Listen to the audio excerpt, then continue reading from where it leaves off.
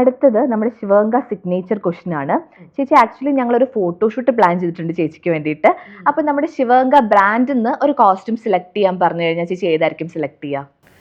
ഗംഗ അന്ന് ഗുരുവായൂരിട്ടില്ലേ ഒരു green colour costume, എനിക്ക് നല്ല ധോത്തി മോഡൽ കോസ്റ്റ്യൂം.